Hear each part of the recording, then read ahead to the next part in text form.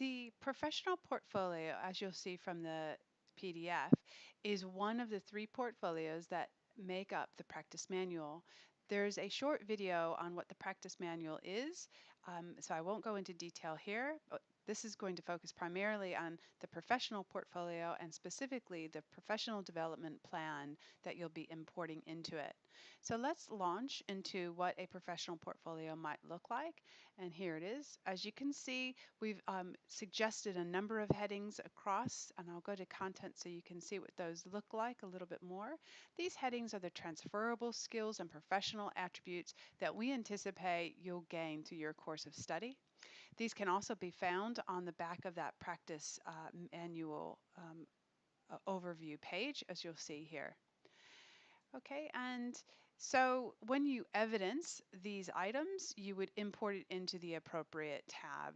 So that evidence might come in the form of mind maps or photos. It might come in the form of notes or reflections.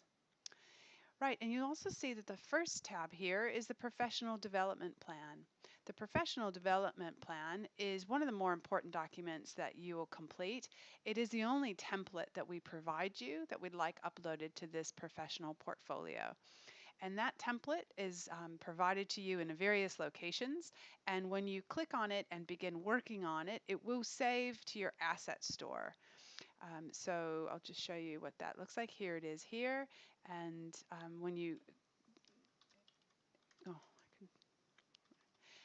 so when you save it, it'll go directly to your asset store. And I'll show you just what that will look like. And so there it is at the top of my asset store. So to bring it, we'll show you next how to create a portfolio and then to import the professional development plan into it. And to do that, we're going to go to the home page, and I'm going to presume that you've seen earlier videos on PebblePad to get started, but we're going to go to Get Creative. We're going to create a portfolio. And now we're given a default banner, which you can change. I will keep this for this purpose. You know it's a portfolio because it gives you tabs across the top, which is what we want. We want to convert these tabs. Right now, they're just giving you a single scroll page. I'm going to convert that to a portfolio so I have more opportunities to include multiple items. And now I'm going to rename it using the cog, and I'm going to rename this professional portfolio.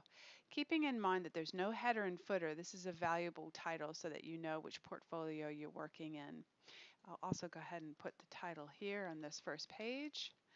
And you might use this first page just to provide an overview of what this portfolio is meant to contain. So you could just copy and paste the text from the example, which will be provided. So if I go back to this page here, I could just copy and paste it into my new one. I'll just copy and paste it just like that. We won't get too fussy right now, but let me write that. Okay, and I can also upload other things like assets. So this is, I need to change the name there. That's a new page. It's actually called an overview. And I can add other pages. Now I want to make a point that I keep repeating. Please try to avoid building on pages within the portfolio because they cannot be exported once you've done that. It's like binded in a book. So if you want to, when you want to build your portfolio, build outside and then go into add existing asset.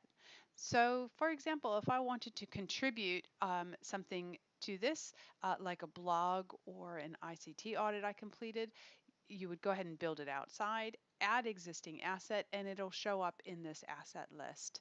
So maybe just for this, I want to put down my inspirations list, and it'll go ahead and import that right away. Okay, so then you can remove it as well, which is the benefit. The second tab, like I showed you, is the professional development plan. So again, I'm going to add that page. Now it's an existing asset. I've already saved it to my asset store. You saw it sitting there. So I'm going to go add existing asset. There it is right there. And I can import that. I can also, if I write on this, it will save it not only here, but in the asset store because they are linked together. Okay, and that's how you go to add a page. Begin by adding a page.